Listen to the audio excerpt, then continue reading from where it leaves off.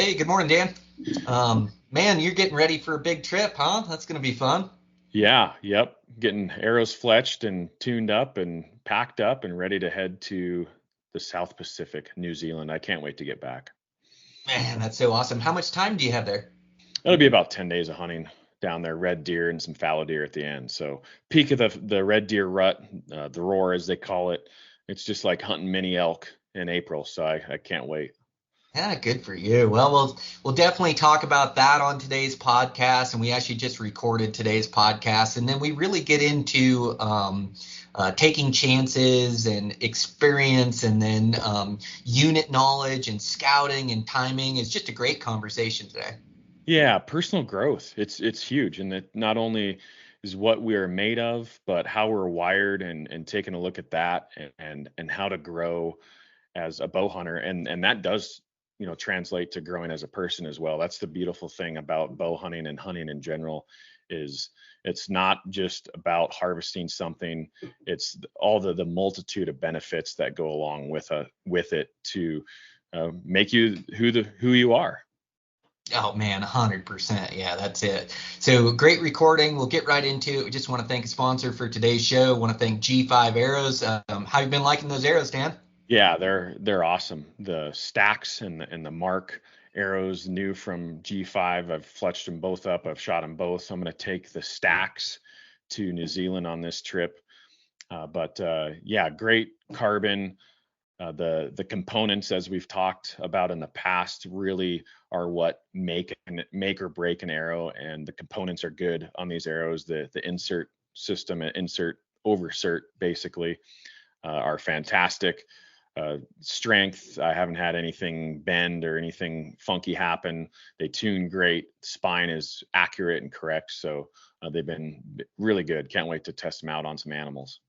Yeah, yeah, I'm so pumped to be using these things. Like you say, the components, the outsert and the oversleeve is so strong that you're not going to ruin any arrows there. And then I love that they've spent time on their nocks, and their nocks are a real consistent grip on the string. I think that's so important as that is the connection to the string.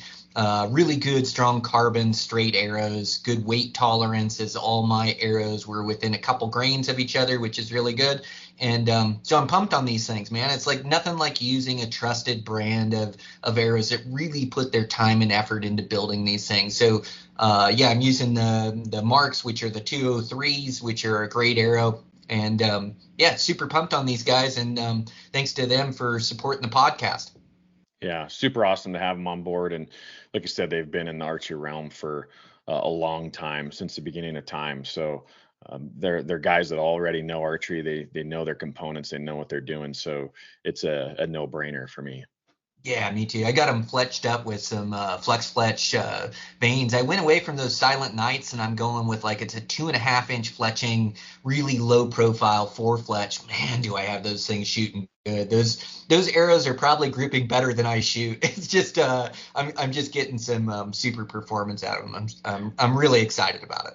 Yeah, yeah, no, same here. They do come fletched with blazers, or you can get bare shafts too. I've been playing with the Pro Fletch, the 2.5, the from Flex Fletch. So they sent me some new vanes to play with. Yeah, same thing. I've been testing 3 and 4 vane configurations. They're a lower profile, 0.47 on height. Are these the same ones you're shooting, Brian? Or are you shooting? No, I've got like a little different cut on the back, but that similar Yeah. size for sure. Yep. So yeah, testing some vanes, and it's fun, right? Anytime that we can be tinkering with arrows and tuning and testing arrows from one another to from arrows of the past is always fun. And I shot these bear shaft too, and it's amazing. 30 yards, these bear shafts are flying down range, and I'm hitting the bullseye with very little deviation. So if you get your bow tuned right, it's amazing. You don't really need vanes, right? If you're shooting field Yeah, tips. that's it. Yeah, I've been messing around with my bear shaft tune as well quite a bit. And yeah, it is amazing when you get them tuned really well. Yeah, you can get a shaft to fly well with definitely with just a field point. But yeah, man, awesome arrow. Thanks to those guys for their support. And then thanks to Eastmans for their support of the podcast. So we have the Mule Deer course, the Elk Collective, Mule Deer course, Brian MDC will save you a bit of money there. Also, TagHub for tag research, as we talk a lot about research today. The Beyond the Grid, a bunch of new episodes out there that you guys can check out.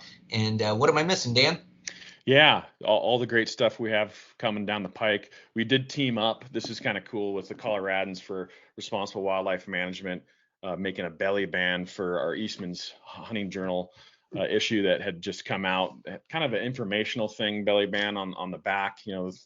The opposition is trying to outlaw cat hunting in the state of Colorado. So yeah, we partnered with them. They're doing some events down in Colorado. You can get some magazines down there through them, through their events, but a great organization and just guys that are really putting forth the effort to protect our hunting heritage, bottom line, in Colorado. So that's a cool little partnership we have going as well. Oh, that's really cool. Yeah, we did that podcast last episode with Dan and then Charles Whitwam from Howl for Wildlife, which was a great podcast, all about the fight that's going on in Colorado. And we just have to continue to stay informed and stay in the fight to protect what we love to do. So yeah, good on you guys there at Eastman's and taking part and partnering up with those guys to help Colorado with their fight. Yep, it's been really good. Yep. Well, right on, Dan. Let's get into this podcast. It's a good one. Sounds good. Let's do it. Hey, guys. Quick reminder before we get into this podcast. So G5 has offered a giveaway for you guys that listen to the podcast. So there'll be a link in the description of the podcast. Click that. I think all that we're requiring is an email, and then you're entered in a drawing to win a dozen of the G5 mark arrows, the same arrows that I'm shooting, that Dan Picard is shooting. So make sure you get entered in and win a dozen of those arrows. So let's get into the podcast. All right. Dan, I got you. Not a very good start this morning. We've already been cut off once. Yeah, what do you do? Life of a podcaster. Exactly. And living in the sticks, I guess. I mean, I feel like that's not an excuse anymore, though, with Starlink and the internet servers or providers that are out there. No, it is an excuse, but it can be glitchy, and then too, it's like not an excuse, but I did lose my main computer that I do all my recording on, and so I'm kind of trying to set up my backup computer. So that's all the excuses I have for today. Good enough for me. Good enough for me. Yeah. Well, right on, man. You got to be getting excited. Like you're going to be headed to New Zealand here soon, huh? Yeah. Coming down to the wire here about 8 or 9 days out. It's amazing the level of packing and the attention of detail that I pay attention to, like an international trip like this compared to a hunt close to home, like in the fall. I mean, you don't want to forget something. You don't want to be left, without gear. You get one shot at it. And so it's like, man, I started packing like 2 weeks ago, getting all my ducks in a row and making sure I have everything and making sure my bow is perfect. And yeah, so the level of prep, and it's fun this time of year, going all in and just all the gear stuff and packing. And we took all our Cryptek gear and rolled it up tight and saran wrapped it and just like really trying to conserve on space. So yeah, it's fun. It's fun.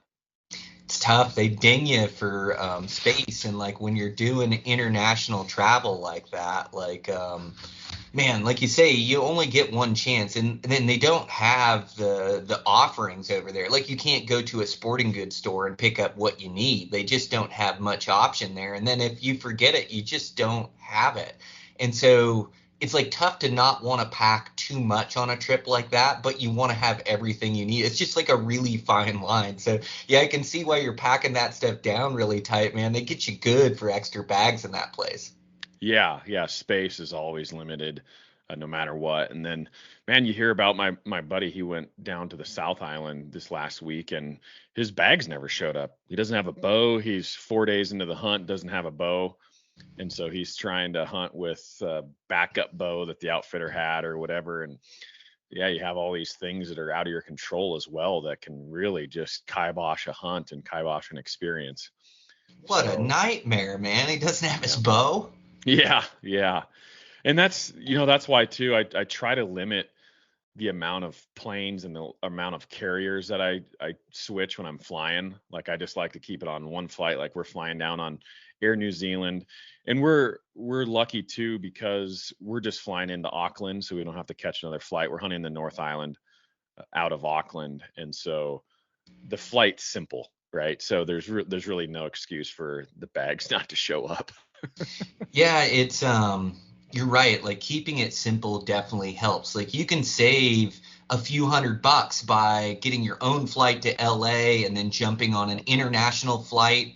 But you got to check your bags out, or you got to get your bags, or like when you're switching airlines, it's like so nice if you go with an airline that works with your international travel, when you book it. It's just like if you book one ticket, like all the way, for me, all the way to Bozeman to the South Island, it seems like it's all connected through the airlines and I get better service that way. But yeah, it can totally happen, man. It's my worst fear on some of these hunts is my bow or my gear not showing up. And for the most part, the airports do pretty good at getting you your gear like pretty quickly after they lose it. They'll even deliver it to your place, or so I've always been able to figure it out, but that's definitely one of my worst fears. Yeah, definitely. But it's part of the international, experience, flying and traveling. It happens. Jack Anderson, he just came back from Africa, and they held his bow for like 5 extra days too when he was coming home. So, he didn't have any issues with it upsetting his hunt. But I really believe too that these airlines, like sometimes if they can, or if you get the right people handling your bags that know that it's a bow, they'll screw with you, and they'll do what they can to disrupt what you got going on because they're probably anti-hunters. Oh man, it's like that's I hate to admit it, but that's probably a reality, right? Is they just see a bow on there, and yeah, they don't know the person behind the bow or the trip. They just don't like bow hunt. There's probably some truth to that, Dan. I hate to admit it, but yeah, you're probably right. That's why I never put any archery stickers on my luggage, nothing indicating what's in my bag ever, because for all they know, it could be band equipment or something, right? And so I always just try to fly under the radar and be discreet with what I'm packing. I'm going to do that as well. I've traveled so much now, and I've always had really good luck, and everybody's really been kind to me. And even in different countries, like I'm able to get through okay. But I carry one of those SKB cases, which is fine. It really protects my bow in there. I'm able to get other gear, but it's fairly heavy. And I saw my buddy Robin came up. I think there's a bag. I think it's I've seen him from different places. I think he's got one of the Sitka ones where you put your bow in the bottom and then you put gear on top of it or whatever. And there's probably some other makes and models, but it just stores your bow so discreetly. And then you don't have this huge SKB case that, looks like a military case, or looks like you've got, like an AR in there or something, So it'd just be a little bit more discreet. But yeah, I'm that same way. And it's just different in different countries too, like walking around with camo. Like you just don't do it in big cities, international travel. You just attract too much attention. You just want to fly under the radar. Yeah. Ultimately, that's what I always try to do, is just fly under the radar and be able to get through headache free, security and customs and all that stuff. The biggest one I got was when I was in New Zealand. I guess it was 2018. It's been quite a while ago. I was flying from New Zealand to Australia, and the head of security in Auckland, he didn't want me flying, or didn't want my arrows and broadheads in the same bag as my bow, like with the mentality that, you can't store your ammo with your rifle. So he was like programmed to, think the same way, and saying that like, you can't put your arrows in your bow case. And I'm like, the broadheads are in my other bag, because I kind of knew the rule, and the arrows wouldn't fit in my other bag anyway. But it almost cost me to lose my flight. Like I got taken into the back and like not patted down, but darn near. But it almost caused me to miss my flight because of that. Oh man. Yeah, I've had customs are really strict, especially because you're going to an island. They don't want anything new introduced as far as like seeds or burrs or anything that we have here. And so, Yeah, I mean they check over your boots really carefully. I've had them take my I had them had they had to clean my tent one time. Like they pulled my tent and they found some dust and debris in the bottom end of it. And then they totally had to clean my tent, which took about 45 minutes or whatever. And so, Wow. yeah, I mean, I just like to fly under the radar and have all my gear dialed. I did get busted last time trying to smuggle in chew for one of my buddies. Like they can't get it in Australia, or I guess it's like super expensive. So he's like, "Hey mate, when you come over, like bring me some of this." And it's like, I didn't really look into it too close, and I was just like, "Oh, I'll shove, a few cans in my bag for him or whatever." And then they found it, and then I was like totally busted in customs or whatever, and had it, and just said it was personal use, and they just threw it away and let me go. It wasn't that big a deal, but I was sweating it there for a minute that I was going to be in international jail for bringing in chew. So I didn't know anything about that. You can't bring in like tobacco products? I guess not. They have like a specific weight that you can bring in, and it's like one can throws you over the weight. But I guess they like really tax it there, and it's super expensive, or they can't get it. So yeah, one of my buddies over there is like always having somebody bring it in, or if he's traveling, he brings it in. So yeah, he had me as a mule for him, and I about got busted trying to smuggle it in there. Oh, that's funny. That's funny. I was reading the website this weekend, and that's one thing I remember too is I'm sitting out there this weekend with a brush. I'm scrubbing their hunting boots because you got to get every last fleck of dirt off there. And then I try to go over there with like a new tent. Obviously, that's not practical all the time, but when I went over the first time, I knew that rule with the tent and the boots and whatnot. So I just brought a new tent, and I was like, "Yeah, this thing's brand new." And she like perked up, and she's like, "Oh, you must have, the rules or something." He's like, "This is great." And they looked at my boots and sent me through. And heck, I could have smuggled through tobacco, drugs. Who knows? They wouldn't even caught me. Yeah. Oh, that's so good. Yeah. Well, dude, you got to be stoked. It's like red deer during the roar is the closest species to elk, and especially those, that free range hunting as well. Like a lot of those crazy stags you see like come from safari parks and high fence, and nothing against that for guys that want to go hunt those things. But a true free range red deer is really special, man, and especially like during the roar. Just crazy to be able to hunt those things. They're such a cool species, man. I'm pumped for you. You're gonna have fun. Yeah, that's what I'm mostly excited about is the way that I'm able to hunt them over there, the way that this is set up, and as you know, especially after you start doing it for quite a while, it's more about the experience and the process to get to that harvest than it is just harvesting something. And that's what means the most to me. And like this particular situation, and this is why I'm going to the North Island, because most I feel like most Western guys go to the South Island. You throw in chamois and tar in there on an adventure, you got a great trip that you can do for not much money. But this North Island, it's just red deer, but it's a sheep farm, and they border crown land, public land. The public is pretty inaccessible. It's hard to get to, just like what we deal with in the States, right? And so I have access. Then there's no fences. These stags are just coming and going as they please, and they're 100% wild. They don't feed them anything. They just eat their graze that they feed their sheep. This is like a merino wool sheep farm. So it's really cool. It's very interesting. And obviously that's a big part of it for me, is just the way that this is all set up with, it reminds me of like hunting in Montana, well, anywhere really for elk this day and age, where they bed on the public, they're up on the mountain, in the forest, in the jungle on public, and then they come down to private to feed at night, and then you're intercepting them as they travel back and forth. And if you want, you can go up into the forest and call them, roar them in, and stuff like that. And so that's where I find it most enjoyable, and it's DIY. So they're basically turning me loose. There's a little hut up there that we're staying in, and they're like hands off. They totally are just cool with me ripping around back there doing whatever I want to do. They trust me.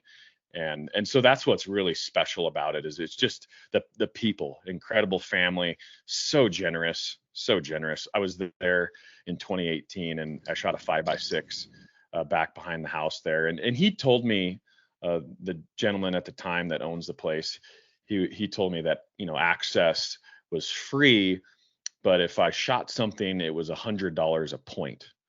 And I was like, I'm sitting there doing the math. I'm like, okay, kill a 6x6 stag, that's $1,200, and maybe you kill something smaller, that's whatever, that's fine.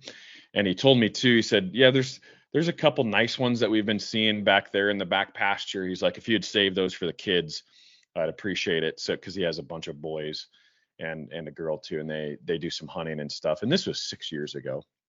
And so of course I didn't even hunt that back pasture area, just save it for the kids. I respected their place. And I killed that 5x6 on the last day, and I went to pay him, and he was like, you know what, Dan? He's like, you don't owe me anything. He's like, it was great to have you here, and thanks for showing the kids archery, and so just like that. I mean, just treating others the way you want to be treated, and being grateful and kind to people that bring you into their place and kind of bring you into their circle, and before you know it, I mean, this year he's like, yeah, the ranch is yours. The kids, they've shot plenty of deer and pigs over the years. He's like, they don't need to shoot anymore this year or whatever. And he's like, yeah, you guys do what you want this year. So super cool. I mean, where are you going to find that? That's, people that are that generous in a situation where you're just turned loose on their place. That's what's exciting for me. It's about the people, right? It's about the connections and the people that you share the same passions with. Across the globe, wherever I've been hunting. That's what's really cool to me and gets me really excited. That's amazing, man. Yeah, there's good people everywhere, and yeah, when you really get to know people, they're so generous and so kind, and so inquisitive of our life in U.S. And the same thing when I go on any of these trips. It's like the buddies I go with, or the buddies that treat me or help me get permission or get on these places, are so generous with their hunting that they work so hard to get permission on or to find this hunting, and they'll just share it with me, which is amazing. That's what friendship is all about, So yeah, man, that's super cool. It's those international trips are pretty wild. I think I'm gonna try to put one together for next year as well. Whether it's New Zealand or Australia, or I'm not sure, and maybe even on the latter part of this year. Like, I do have an invite to go hunt those Asiatic water buffaloes in Australia. I've got a buddy that does it with saltwater crocs and black mambas, and like, it's a pretty wild adventure, but you have to go during the dry season, to be able to find them. But yeah, I mean, he talks about bringing boats up the river, and then like the water holes there that have saltwater crocs, he's like, they're 100% going to attack you if you go to water. Like, there's no discretion. They are killers, but it just sounds like a pretty wild adventure. And to have somebody like offer that up, it's like, gosh, I'd be stupid to not try to figure out every way possible to go try to do it. So yeah, I definitely like happy for you, and like, I know you're just gonna have a great trip over there. Red deer is sure special, and I'm definitely missing out on not going this year. My buddies there in Australia have such a good red deer spot, and they have been hunting red deer like we hunt elk. Like, my one buddy Jake, he grew up in this area, so he knows all the ranchers in there, all the farmers in there, and he has permission from each and every one. And they actually keep an eye out for big red deer stags, and they'll call them if they see one. But basically, you're in this rural area, and you have these gravel roads, and you're able to like just go up and like you would hunt elk, like up in the Gravelies or something. You're just driving all these roads and making these different hunts, and he has permission on these different places as well as his own land. And then they're just some of the biggest free range stags I've ever seen. They just kill some giants in there. So yeah, it's pretty special to be able to go with guys like that. But yeah, it's gonna be fun for you, man. And they should be rutting really good too, huh? Yeah, they kind of say the peak of the rut there for where they're at is around April 8th. I think we show up to 6th, but yeah, any time in there is prime time for sure. And we actually got a place to go hunt some fallow too at the end of the trip around the 14th. So those are always fun too. I think you got in on some fallow last year in Australia as well. It's a great place to hunt fallow, but the North Island has some too. I don't think it's like as good as some of the stuff in Australia or maybe on the South Island, but rut a little bit later than the red deer, and it's a similar experience. The croak, just if you haven't experienced the fallow deer croak. If you're a bow hunter, you got to experience that at least once in your life. Just like the red deer hunting, right? You got to experience that at least once because it's something special. Their rut or their croak is just as special as the elk rut or the mule deer rut for us, or even the antelope rut can get pretty crazy. It's just a fun time of year to be out. And that the bucks and bulls are just more susceptible, right? They let their guard down. They're moving more on their feet more, running around more. It's just easier to get at them. So special time to hunt them for sure. And my buddies that hunt red deer hardly ever see those stags throughout the year. They like all live in there, and it's only the rut that you see them, and they totally disappear, just like ghosts of the forest. They have so much respect for them, and love hunting them so much. But it's just pretty much the month of April. My buddy Jake takes off the whole month and then hunts them hard. But yeah, they are more susceptible during the rut. It's definitely the time to go down, and it's like it's opposite of us. So of course, our spring is their fall, and it's kind of nice to have an opposite season where it's really good and good rutting action in April. Yeah. That's, pretty much the cool part about it is, the seasons are flip-flop. So we're the end of March, so that's the end of August down there. And so you get 2 seasons if you plan it right. Man, if I was a single man, I would be doing it every single year. Australia or New Zealand every year just to catch, their fall. It's just a special time. Yeah, me too. I gotta do more of that or try to plan it each and every year. The years click off so quick. You just want to do as much as you possibly can, And so, yeah, I'm getting excited for spring bear around here. I had last season was doing my house and finishing up that, or the season before, and then last season got some hunting in. But yeah, it's been a couple years since I brought down a good bear, and so yeah, really gonna put my time and energy and focus into that and see what I can do there. But yeah, excited to get back in the mountains. Got that bow shooting good, as I'm sure you do too, and yeah, couldn't be more excited. Yeah, we get to go hunt again. The time sure passes pretty quick. It's like pretty soon winter's over with and starting to look towards spring hunts and then application season. I'm sure you've been doing your map research and been putting in different places here, there, and everywhere. Looks like I blanked in Arizona elk and then blanked somewhere else too. But we got quite a few draws coming up, which is pretty exciting. Yeah, a lot of deadlines coming down the pike, and I blanked in Arizona as well. I was laughing. My buddy from Hawaii called me and he's like, "You're not gonna believe it." He's like, my buddy drew area 27 and he had no points, first time ever applying, drew it in the bonus pass there. And I'm just shaking my head. I've never drawn a limited entry tag anywhere as far as my recollection. Drew a deer tag in Idaho one year, but other than that, I've never drawn a limited elk tag anywhere. But that's the beauty of the system, right? I mean, everybody has a chance. And you just never know when it could be your year. We could draw this year. You just don't know. But that's the fun of it for sure. Yeah. Oh, it is the fun of it. I think that's the fun for me is playing with the possibilities of being able to draw some of these hunts. And I love deer and elk, and that's always going to be the meat of my diet as far as hunting goes, is I try to do as much of that as I possibly can, and a bit of travel thrown in here and there in different species. But boy, I would love the chance at like a desert sheep or a bighorn. And I have quite a few points in Colorado. They have bow only tags there, a new bow only tag in Nevada this year for deserts, and then of course New Mexico ibex and barberry sheep, and also in for desert sheep down and through there, and Rocky Mountains and elk and deer. And so I love just playing with the possibilities, because if I'm going to apply for a hunt, I kind of dive into it and I look at statistics and odds and terrain, and I kind of start to figure out how I'll hunt it. And it's really fun to play with those possibilities when I'm looking at sheep. And I know there's such a long shot,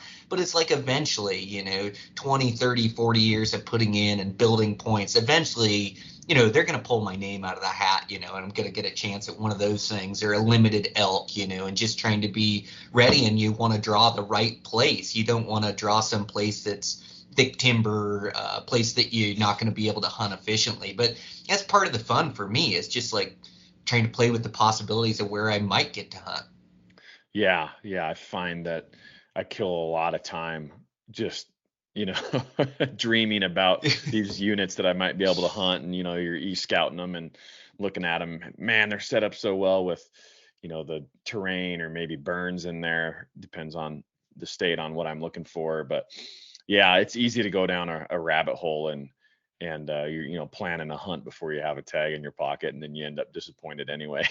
But Well, you yeah, know, but yeah, go you're ahead. right, but that is kind of how it ends up. But you do have a chance, and then you are also doing map research on easier to Yep. draw tags. So I'm hoping to draw a Colorado deer tag this year. I'm really excited about that. And then there's still some opportunity out there if you're looking for these states that are the western states looking for opportunities and tags. Like Colorado has a bunch of big mule deer throughout the state. There's so many different units that it's kind of fun to be looking at those different units, playing with the possibilities. And then like some of these off states like Nebraska or Kansas or Oregon or California or Dakotas, or there's a lot of like off states that aren't as popular that still have really good hunting too. So I'll start diving into those states research too, just trying to fill out a season. Yep. Yep. Yeah. The sky's the limit. I mean, the opportunity still is out there. Might not be as much as it used to be, but that's kind of the nature of it. And, we've been suffering hard winters and predators, and things change all the time. And that's, what you're describing, that's being dynamic, right? And we have to be, as bow hunters, especially in 2024, resourcefulness is what determines how successful you're going to be or not, is what it boils down to. That's what I'm convinced of. How dynamic are you? How much ability do you have to change directions, change your thought process, and maybe check out new units and be able to bounce around, and always keeping those feelers out, talking to guys, and having something in return for intel that you receive. I mean, that's a huge one, and that's something that definitely plays a part in areas that I've hunted in the past. Is I'm putting in the work for myself in areas, and maybe my home state or a neighboring state, and then I can talk to somebody farther away that maybe a few states away, that they're willing to share their spots because I'm willing to share my spots if they draw, and vice versa. And so that just the level of resourcefulness is just so important. And the downside is it takes a lot of time, right? You have to live this to really get out of it what you need to get out of it if you want to be successful. Like, you have to live the lifestyle and live the just the resourcefulness and the research and keeping your feelers out. It's not a 1 month out of the year. It's not a March only during application season type of thing. It's something that you're diving into it every month constantly to really just expand your horizon, expand the amount of tools that you have in your toolbox. And ultimately that's a huge part of it, a huge part of it. Oh man. Yeah, you couldn't be more spot on. It is like living a lifestyle, and it is, it's a lifetime worth of knowledge obtained too. It's like a lot of my knowledge of these different states may come through talking to somebody, or it may come through driving through that state to go on a different hunt and seeing mule deer on the winter range and going, hey, what's that winter range there? Oh, I wonder where those deer are at in the summertime. Like, my wheels are always turning. And I think guys that are consistently successful are doing the same thing. And it isn't, I'm still exploring new states. I'm still exploring new units. There's still like you can explore for a lifetime, and there's still more to go. And I heard from Wayne Endicott the other day, or it's now probably been like a couple months ago. And I just met him the one time doing Cam's podcast and went into his shop. He runs a great shop over there, the Bow Rack. And then what I thought was funny is Wayne's such a successful bow hunter, and he got to hunt some of those early years that were really good. But we got the 2010s, and the 2000s and the 2010s for mule deer is so good, and for elk, our elk have constantly been on the climb. So it's like I really think this has been a special time to chase deer, and we just got to continue to adapt and evolve. And Wayne was asking me about a Wyoming unit that he had got. He had somebody had came into his shop and dropped a little info, and he was checking in with me to see what I knew about it. And so here you got Wayne that's been doing it for, I don't know, 30, 40 years, and he's still living that lifestyle of still reaching out to his contacts and still doing research on an elk unit in Wyoming that he's never been. And so he's like doing the exact same thing that we're doing. And those guys that are consistently successful are constantly working to obtain knowledge and to find different areas. And I really think that's what it takes. And so when we draw these tags, it's also like such a great opportunity to go hunt in a different state in a different unit and see what presents itself there. And so like I try to not take any of these tags lightly. It's like if I draw a tag, boy, I'm instantly if I thought I was doing a ton of map research before I drew the tag, after I draw the tag, it's pretty crazy around my household as I'm looking at it almost every single day to try to break down that unit of where I think game is going to be, and the places I want to check out. And sometimes you do a lot of research and then you get down there and put boots to ground and it looks totally different. And you think, gosh, where am I? I think I talked to you about a mule deer hunt where I thought it was going to be good mule deer terrain. And then I get down there and I can't find any mule deer in all the terrain that I've scouted down there. They're actually in different terrain, And so like, I think boots to ground and scouting trips are so important. And it's tough because I'm trying to save a lot of my time for hunting season and I'm trying to get work done and set myself up right. But boy, the e-scouting and then the boots to ground is just so important. If you draw a unit, just to take a long weekend down there, or whatever you can do, you just gain so much knowledge that way. Yeah, it really does. That's the one thing is weather. It's amazing how a weather pattern, you bring that up about Colorado, but that can change so much. Whether it's a bad winter and that changes movements for the next year, or if it's a drought year or a really wet year, that can change the game completely as well. I don't care how good of a hunter you are, or how much intel you have on the unit.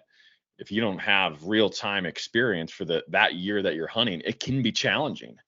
And one of the examples that comes to mind the other day is the Colorado Parks and Wildlife. They had their annual commission meeting, and they were talking about winter mortality in the northwest portion of Colorado, kind of that, Colorado, Utah, Wyoming area, which is, it's some of their most coveted areas is up there in the northwest corner of Colorado. But in some of that stuff in the western end of Colorado, they had a 60% elk mortality last winter. That was the tough winter for us in Wyoming as well. But I know Utah had some mortality on elk, some pretty high mortality on elk. But if you think about how serious the weather, the winter is, when you're losing 60% of the population of your elk, that's just jaw dropping. It's staggering that that weather was that bad, that elk were dying like that. And so, just like that, the area 2 for let's say specifics, Northwest Colorado area 2 and that surrounding area, that's the most coveted areas in the state for elk. But if you don't have that recent knowledge, like I wouldn't be applying for that area of the state. So I don't care how many years you have, of experience with bow hunting, like you described with Wayne, if you don't have the immediate knowledge, the local intel, you could be screwed. You could be screwed on a hunt and burn a ton of points on a hunt and it not be anything close to what it should be. So it's so important. And burning points, man, talk about a stressful deal. If you're a non-resident and you're like, okay, this is the year I have the points to draw this tag, I'm going to be in the running. It's a big deal. It's a lot of investment in a decision. It's crazy to think about, but in the end, hunting's hunting. I mean, that's what you can boil it down to. There's things that are out of your control, but that's why it's so important. If anything is in your control, you have to take the steps to make sure it is, to have that knowledge and to set yourself up for success by making those right decisions. Dude, so right. Yeah, it's the patterns and trends of these places are so important. And if you're not looking into it and you're just applying, you could end up with a coveted tag that you've waited 10, 15, 20 years to draw that is no good because of 60% mortality, And then too, like when you come down to it, hunting is hunting. And even these good units are tough to find trophy animals. And so like I think it starts now as you draw tags, is starting to lay out how your season will hunt, like starting to lay out enough time. I mean, you talk about the weather as far as drought or as far as moisture, as far as bad winters, but also the weather during your hunt is going to be such a huge key to your success. Like I've hunted Colorado where I have blue skies, sunny weather, good thermals, and I can make stalks and I kill mule deer. But then I've also hunted it where I get a foot of snow, or I get rainstorms that are crazy where the mountains are just fogged in where I can't glass. And if you're fogged in mule deer hunting, there's not much you can do. It's like you can't glass, you can't see more than 100 yards. Like I'll get stir crazy and have to go walk a ridge line or glass around or still hunt a bit, but your chances just go so far down. And so like trying to set up your hunt and give yourself enough days, or have the flexibility where you're not just going for opener. You may show up a week late, you may watch the weather patterns as they come, because I know the weather patterns just play a huge role in my success. And so if I can be more flexible and if I can have that time in a unit that I draw, like I give myself a better chance at success. And so that work starts now at trying to lay out my time that I am going to go hunt this tag that I've drawn, to make sure that that I have a good chance out there. So it is like, as you draw the tag, it isn't just the research or the scouting. It's also trying to make sure that you're taking care of things at home and you're taking care of your work responsibilities. You've let people know when you're going to be gone, and making sure you have the time to hunt these coveted tags that take so long to draw. And, I know a lot of seasons, that's my biggest hurdle and issue is, like last year I lost all my carpenters and I was, I couldn't be gone as much. I had to be on site getting things done. And, that sure made it a lot more difficult when instead of having 2 weeks in the unit, I've got 3 days or 4 days to try to get it done. I'm just not going to make it happen under that time frame consistently. Mm-hmm. No, that's huge. As you're talking about the days to dedicate to a hunt, it's so important. More than once I've talked to guys that, they might have 10, 15 years of points and they draw a tag and then they're like, well, I'm not going to have much time to hunt it. A 3 or 4 days max, it's all I can get away. And it's just like, that boggles my mind. Like you have something that's this coveted. It may or may not be, the best tag in the state, but all this money, all this effort to draw a tag, and then you don't allocate enough time to really do that tag justice. And that's what really is so important when I go in on these hunts. Like I have to feel like I gave it everything that I had, or all the resources available that I have time wise to be successful. And if I'm not successful on that hunt, that's fine. That's hunting. But if I don't give it 110% chance, like I won't be happy. I won't be happy with myself. It'll ruin my winter if I know that I drew something coveted and I didn't put forth the effort. And so that's so important. If you draw a tag or a sheep tag or a moose tag or whatever, and you have all these years of applying, like don't handicap yourself. Do whatever it takes, like work something out with your boss and have a meeting with them and just have that conversation and be like, this is a big deal in my life. I mean, this is the scenario. Is there any way we can work out, more time? I'll work overtime later. I'll do anything later. Like that's what it takes. It takes sacrifice and it takes willing and showing your employer that you'll make it up, the other 11 months and 2 weeks out of the year to make this happen. And so if there's a will, there's a way. And so that's the biggest thing. Like you're talking about this, that resonates with me is don't cut your time short. Do that tag justice. Spend all the days that you need to really give yourself the chance at being the most successful. That's so important. Yeah, it is. Well, and it's one of my biggest regrets from last season is having a coveted tag that took me 4 years to draw, going down there, not having the days, seeing giant bucks and getting plays on the bucks I dream about, and just not being able to put the time in that unit because I had booked so many hunts and had taken time for that goat hunt. I lost carpenters. Like a million reasons, but like you say, you just got to find a way, and you got to give yourself enough time. And I think too, like your efficiency goes down after 5 days. Like I hunt really well for 5, 6, 7 days, and now I'll do 10-day hunts, but I know during the tail end of that hunt I'm not as efficient. And so when I'm planning these hunts, I'm planning for best case scenario. It's like, okay, I get to spend a week there. I got 5, 6, 7 days, but I'll also find an extra weekend or 3, 4 day trip to go back. And a lot of my success is due to the time that I've made to hunt these hunts. Like that unit you helped me out in Idaho, coveted tag that we both drew separate years. I went and hunted that place for 7, 8 days and gave it my all and didn't come away with a buck.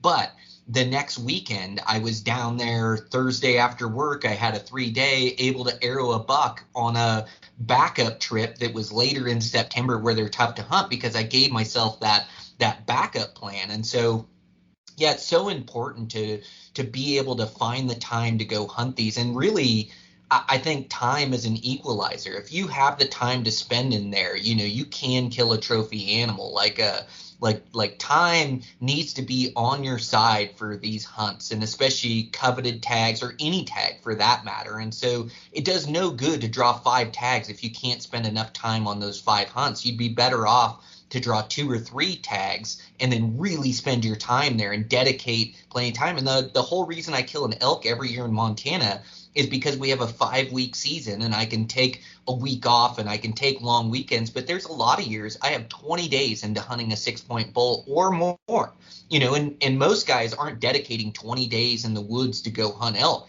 But that's been the key to my success, is just spending the time out there. And it helps I'm located in Montana and close to the places I'm hunting. But man, it's like the one thing to consider when you draw these tags is just giving yourself enough time. And that's too, if you've never been there, these scouting weekends are huge. Like I know hunting Wyoming mule deer, the key to my success is my scouting. I live 3 hours away from these mountain ranges, and I have spent 30, 40 days scouting these different units when I draw them in certain years. And so I have like this great vast knowledge of these units just from my scouting, and then also my hunting. I've been able to spend 5 days, 10 days in these units hunting. So all of a sudden, I've got 60, 70 days, 100 days experience in these units. So that's why I'm able to be successful when other guys aren't. It's just from my working knowledge of these places and my time in these units.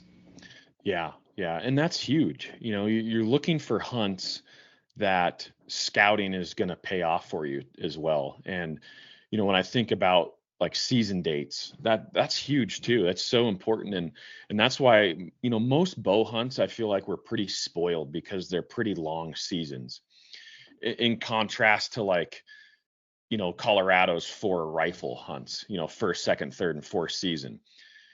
Like hunts like that, like they work and they spread out pressure and everything. And, a lot of guys like them, but like it's a turnoff for me because the seasons are so short. It's like a week. And so you're all in. I mean, you have all these points, and if you don't have the weather, maybe a third or fourth season, you don't have the weather, like you could be screwed.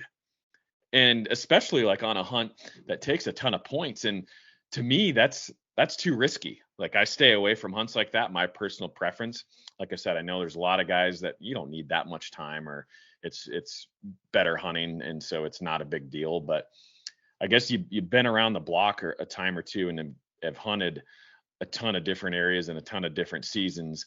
That, man, if the time thing, the season dates are almost as important as the unit, and then season dates that actually help with scouting too. And man, being a non-resident or living out east, say you have 7-8 days to elk hunt and you can't scout, or maybe you come and scout in July or August, yeah, you're going to get to know the lay of the land. But with elk, are they going to be rutting in the same areas that they're spending the summer? Probably not. And so it depends on the mountain range and location and whatnot. But a lot of the mountainous stuff, these elk, they migrate to rut, or they'll move ranges from summer ranges to their rutting grounds to rut. And so your best scouting is during the hunt. And so there's all these challenges and all these different things that you have to pay attention to when you're applying for tags and trying to factor that stuff in with the best knowledge that you have. And so it's so important, and finding hunts that are going to give you the best chance, like that Idaho hunt that you're talking about, Brian, for chasing deer. It's a long enough hunt, so you have kind of a couple different phases that you can hunt if you had to. And so that's so important. That's huge. Well, and the timing of the hunt within the season dates. Like, I know a lot of your success, Dan, is your timing on elk, knowing where they're at in the early season, where they're at in the mid season, and the late. And I know, like, a lot of these tags I draw, like mule deer tags, it's like, okay, well, they hunt way better before they start to shed their velvet and go to secondary living. I know that. So I'm trying to hit these August dates or these early dates. But then there's places like Nevada where opening few days are crazy. They're chaos. There's guys all over the mountains going hard, and it opens August 10th. And then after about August 15th or 17th, the pressure really wanes. And so, I'll go the second week and I'll have all the mountains to myself instead of having the pressure there. Or with elk, the timing can be the difference of elk being in the mountains or elk all being down on private where you can't access them and even hunt them. So if you don't plan the right dates with the rut or where the elk are located, the deer, where they're located and their habits as far as alpine living and secondary living, like, there's so much timing that goes into it as well. And this timing is almost something that you can't do with your scouting. Your timing is going to be previous knowledge inside these units or previous knowledge hunting this species to know where they're hanging out. And so we're using this 20, 30 years of knowledge to time these hunts to put ourselves in the right place at the right time. And it's something you're really good at, Dan. And I believe that all backcountry bow hunters that are consistently successful are really good at timing up their hunt, whatever that timing may be. Yeah.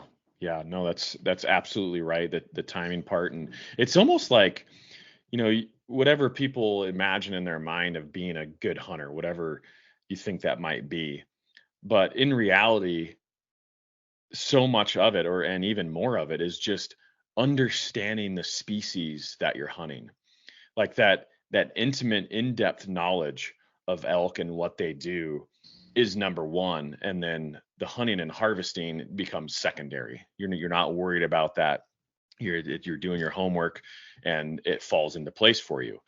And you can cross-pollinate your skill set. That's kind of a weird term to use, I guess, but like red deer hunting, it's amazing how similar they are to elk. And obviously what makes them tick is the same as elk, and their calls that they use are the same as elk. They just say it a different way, but what they're doing is it's all the same as elk hunting. And that's why I love red deer hunting. And ultimately, my first interest in hunting red deer was that's exactly what I was thinking. I was like, this is more repetition. This is more opportunity during the off season to be out there and observing red deer and observing the rut and applying that to my future elk hunts. That was the whole point of that.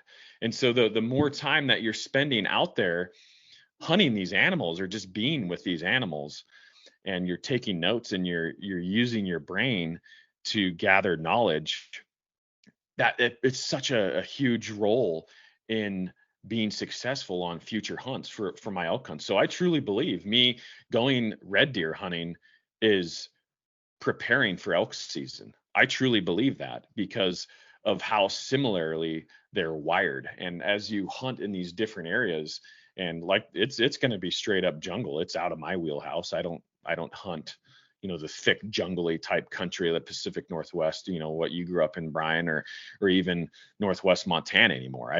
I stay out of that country. But hunting that country, I mean, you got to rely on calling.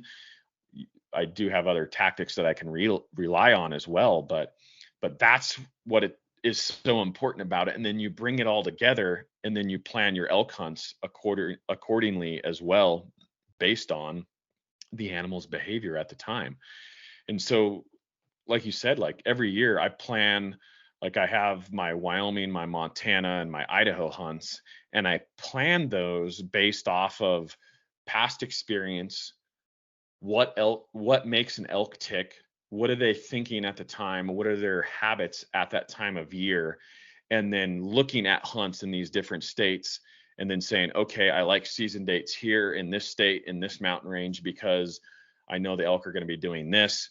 And then, okay, over in this state, I like it early because they're coming off their summer range. They're highly aggressive. They're territorial. They're not cowed up yet. So I'm going to hunt this hunt, early. And that right there is the key to success, I will say. Yeah. Yeah, 100%. I actually know the states you're talking about as you describe them, just from our working knowledge of elk hunting, Yeah, that's it. And I think what makes a great bow hunter is bow hunting a bunch. It's like structuring your life so you can spend the days out in the field, because experience is the best teacher. And so, you need to have these experiences out there, and you can. It's the information day and age, and there's a ton of information out there. We have the Elk Collective, this podcast, my podcast, and all the other podcasts and knowledgeable hunters out there. But it does, like, you can't just take that information and all of a sudden you have my experience in the woods. It doesn't work that way. You've got to learn something or pick up a tidbit from us and figure out how you can apply that to your own hunting or your own state or your own research, And so, like, experience is the best teacher. And I know, at least for me, the reason why I'm a good bow hunter is I have bow hunted a ton.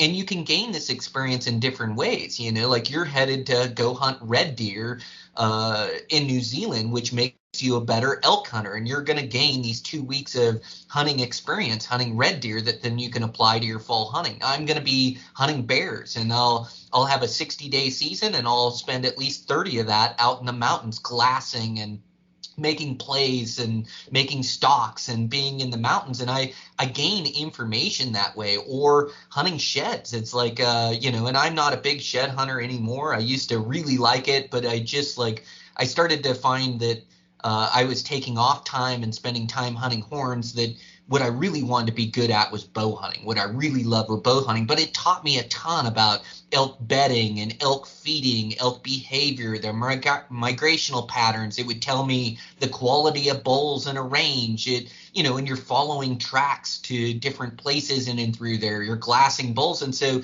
like, there's different ways to gain this experience, but here we are, like, the fall is the main bulk of our hunting, but fitting in these springtime hunts, fitting in, these high opportunity hunts that we always talk about, Dan, the axis deer, the white-tailed does, or the antelope. There's opportunities out there to get stalks and get plays, which, you have to have this well-rounded skill set, but you have to know how to move in on animals and how to make the right moves when you get in close. And the only way doing that is like having those experiences and messing up and learning from it and getting better and doing these springtime hunts and just spending time in the mountains. So I think the one thing, if you want to be a really good bow hunter, you have to spend time in the mountains. And so stretch your season out. There's January opportunities and there's August opportunities, and then opportunities all the way through the fall, in the spring, in the summer months. And so just search out as many of these as you can. And you don't have to be a millionaire to do it.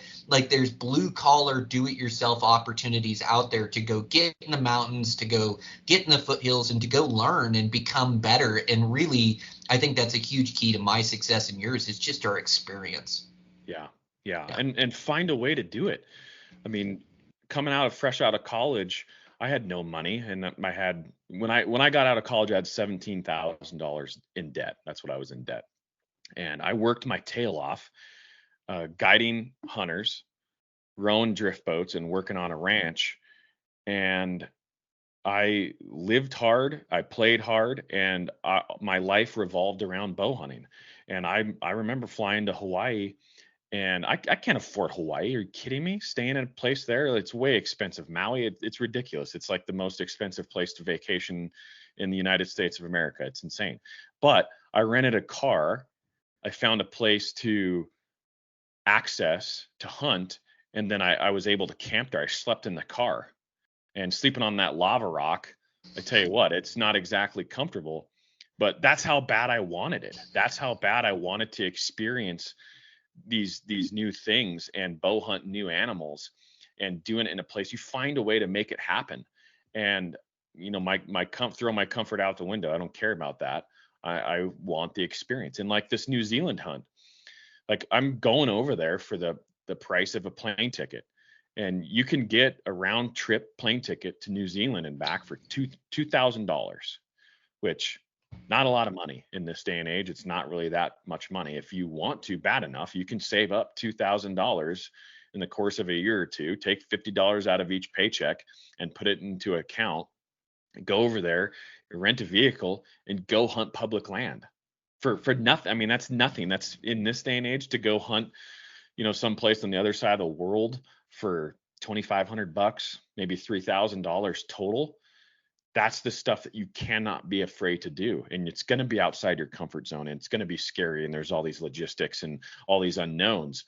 But I have found that if you do your homework and you're willing to take a little bit of a risk, there's a lot of reward to be had out there, not only in the great relationships that you'll make by meeting people and just talking to people and living your life right, treating others the way you want to be treated. The doors that open up it's amazing. It truly is. So you got to kind of set your pride aside and be willing to maybe look like a fool, maybe be willing to, I shouldn't say that. I should just be willing to be beat down by an experience or, a hunt, but ultimately knowing that that's only going to make you better, and it's going to better prepare you for the next adventure that lies ahead. So that's kind of the mentality that I have had through the course of my life is how bad do you want it, and how resourceful are you to make it happen. And we realize, like, when you're saying that, Brian, like, it takes all these days and all this time to really apply knowledge and get good at it. That's 100% correct. There's no shortcuts, but we do make, courses like the Elk Collective and the Mule Deer course that we're trying to help you guys accelerate into, your career, your hunting skill set at a faster pace than what it took us. And when I look at the prices of these courses and I see at what's in them, it's mind blowing. Like, it's the value that the user is getting out of these courses based on the knowledge and the information that are in these courses took myself and you 2 or 3 decades and thousands upon thousands of dollars to gain this experience, where you can get it in these courses for, $90, $99 a year or $60 a year. It's silly. I mean, if I had this information at my fingertips 15 years ago, I can't imagine where I'd be at now. Dude, it's so true. Yeah, the guys nowadays, being in the information day and age, can cut their learning curve so quick. And I've seen it happen. I've seen it at these Western hunting summits I do with lampers. I've seen the guys that come in and that are hungry to learn and that spend the time in the outdoors, and they're able to accomplish incredible feats season after season because they wanted it. And I think that will and that want is such a huge part of it. And I'm the same way, man. I read every single book about elk hunting and mule deer hunting. I don't know how many hundreds of thousands of dollars I spent just researching the books and things that were out there when I was coming up. If I would have had a mule deer course or an elk collective or a TagHub or whatever the case is, sign me up. I would have paid it a twofold or a threefold to be able to gain that amount of knowledge that quick. You're just able to cut the learning curve. And I think you need to use those resources at your fingertips for sure. This podcast, other podcasts, and be able to implement that into your hunting. And like that mule deer course, I was like, man, I put in everything I know about hunting mule deer. Like you said, Dan, it's like 20 years of hunting mule deer and traveling all these different habitats, like all the different hard knocks that I had to learn and strike out on hunts. And two, I just wanted it. It was like, I can remember 2008. It was like I was putting, and I'm fortunate now where I'm totally out of debt and I don't like debt, but I was putting hunts on my credit cards, gas in my trunk on these credit cards. And I remember I sold every horn I'd ever found. I sold all my rifles. I was like, I needed money to pay bills to be able to go on these hunts. But for me, it was like so important. It was like everything. It's my passion in life to be able to go bow hunt and have these experiences and these adventures. And somehow I was able to talk my wife into that. This was really important to my development as a bow hunter, and to it's also to my personal happiness, and to that this is my passion. I can't let another season pass me by without doing this hunt. I drew this tag. I'm gonna find a way, like you said, Dan. I'm gonna find a way to be able to do this hunt and get these experiences. And sometimes you have to put yourself out there. But yeah, that's definitely like, as I come up against this next season, it's like I just want to structure my life to have more time to spend on these hunts and really soak it in. And the further you get down your bow hunting career, you stated this as well, Dan, it isn't about the kill or the success anymore for me. Like, yeah, that's the overall goal and what drives me and pushes me to keep working hard and keep going on these things to find like trophy critters and things. But really, in the end of it, it's the experiences for me. It's like being able to have the time to cut these legs loose in the mountain and to make stalks on giant deer. And when I look back at a lifetime of bow hunting, it's like none of these hunts were wasted time, like even the unsuccessful ones, like, and they help develop you into a better bow hunter. And two, if you're going to be a do it yourself public land hunter, you're going to strike out as well. Sometimes your research is going to lead you to a unit that doesn't produce, or you didn't get the weather, or things change and you strike out.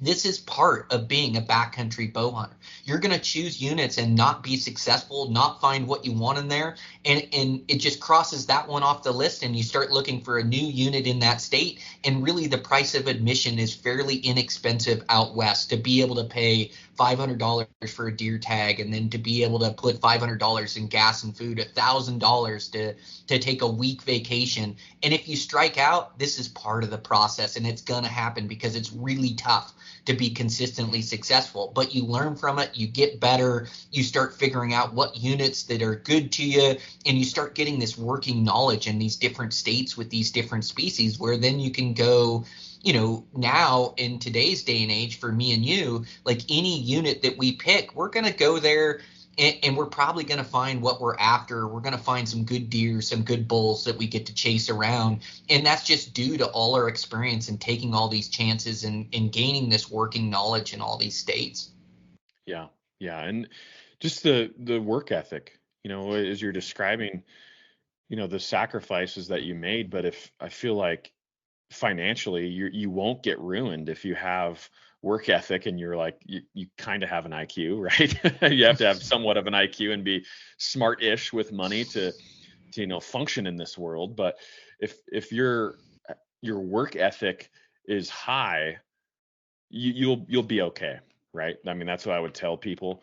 If it's scary to sell all your horns and have credit card debt to do the experiences that you really want to do, and you got to be calculated with the ones that you choose to spend your money on.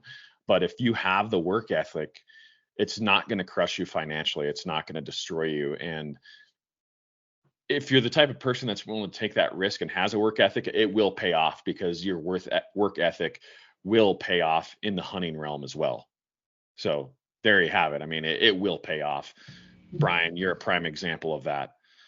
I'm a prime example of that. I'm not afraid to be uncomfortable, not afraid to work. It will pay off.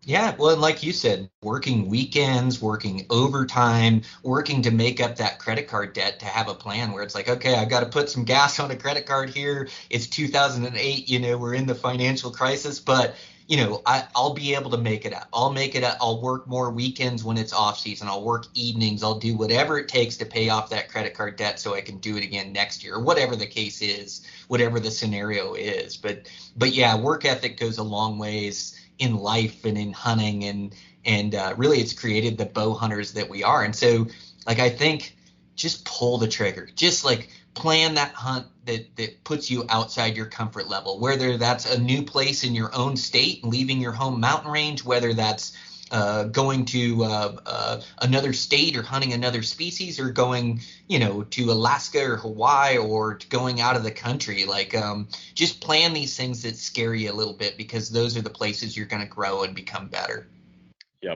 Yep. Ultimately, that's what it is. And that's what matters. And that's, what's going to really accelerate you into becoming the hunter that you will become. And yeah, don't be afraid. I know it's scary, and we're not like advocating debt. Like I hate debt too, right? People, Americans that are in debt, it's not a good thing. Yeah, I've got a mortgage, but credit card debt, it's no bueno. So you don't want to be stuck in debt, but for a short amount of time, not a bad thing. Investing in yourself, investing in a skill set, it's not going to be the end of the world. So invest in yourself and invest in what you love to do. And ultimately, that's what living's all about, right? It is, yeah. Well, and debt too can crush you where you don't have the time to hunt because you're too busy making interest payments and things. So yeah, you don't want to get buried in it. If anything, it's like you keep yourself out of debt and keep the money you make to be able to have the time to do the things you enjoy. So yeah, I'm definitely not advocating that. But if you looked at my credit card balance right now, you'd think different. It's like I carry zero balance on everything, but during hunting season and applying for all these hunts, it's like I think New Mexico just hit me for $7,000 on my credit card or something, just so I have a chance. But I know, being a public land do-it-yourself hunter, this is my best chance to do some of these hunts and draw some of these hunts. So I budget for it, and I know the cost associated with it, applying in all these different states. And not everybody can apply in every Western state for every species. You got to pick and choose what you can do and grow as your finances grow or as you get more comfortable. But yeah, definitely don't be afraid to take a chance or bet on yourself or go have these experiences, because we don't live forever. And so you can put off these dream hunts for a long time where you just figure, I don't have the money, or I don't. And I find myself doing it, protecting capital. Like, there's definitely some hunts I want to do that I kind of put off for the future or whatever. I just need to pull the trigger and do them. Like, we only live once, and none of us are getting any younger. And so it's like, do what you can afford for sure, but take chances and push your comfort level and just go out there and get that experience. And that experience, being able to apply the knowledge you learn in different places, is going to be key to your growth. And I just don't think that you're going to do it and regret it. I just never regret any of these hunts I go on, any of these chances I take, whether I'm successful or unsuccessful. I'm glad I did it in the end. Yeah, you'll never regret it. 100%. Yep. Well, that's it, man. I think we did an episode, Dan. So always good to catch up with you. Going to be pulling for you there in New Zealand. Go have your own experience down there and go chase some of those big red deer stags around. So, man, have some fun. We'll do. Appreciate it. Yep. Okay. Talk soon.